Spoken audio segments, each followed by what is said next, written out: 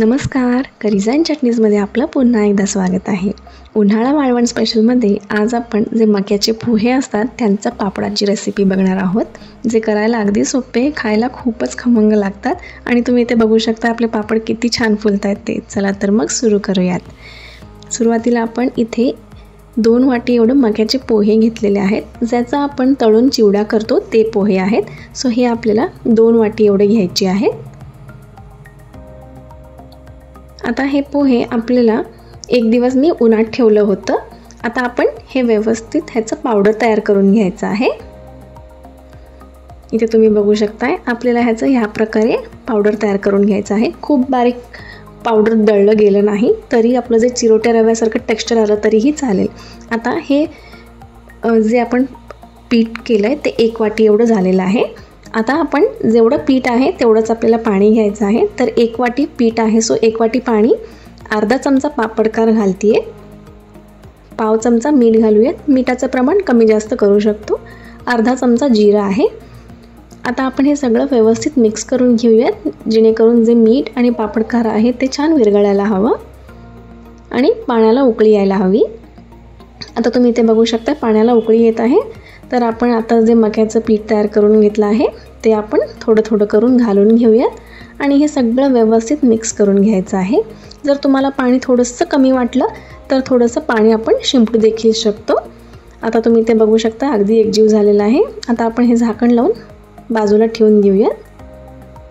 आता 5 मिनिटानंतर आपण हे मिश्रण एका टोपलीत काढून घेऊयात. आता मी हाताला थोडंसं तेल लावत आहे म्हणजे जे पीठ आहे ते हाताला चिटकणार नाही आणि आपल्याला हे छान व्यवस्थित मळून घ्यायचं आहे म्हणजे जरी काही गाठी किंवा गुटल्या असतील ते छान मोकळ्या होतील.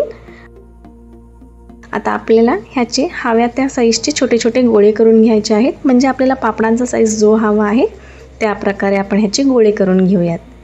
आता इथे मी एक प्रेसिंग मशीन घेतलं आहे. त्याच्यात प्लास्टिकचं शीट ठेवलं आहे आणि एक गोळा ठेवून आपण हे प्रेस करून घेऊयात. आपण हे पापड लाटू देखील शकतो पण प्रेसिंग मशीनने सोपं पडतं. तर इथे आपलं पापड या प्रकारे तयार झालं आहे. एक कापडावरती आपल्याला हे पापड असं या प्रकारे वाळू घालून घ्यायचं आहे. तर इथे आपले सगळे पापड करून तयार आहेत. आपल्याला हे पापड 1 दिवस फॅनच्या वाऱ्याखाली आणि 3 दिवस कडक उन्हात वाळून घ्यायचे आहेत. 3 दिवसानंतर तुम्ही इथे बघू शकता आपले पापड छान व्यवस्थित वाळलेले आहेत आणि कलर देखील खूप सुंदर आलेला आहे.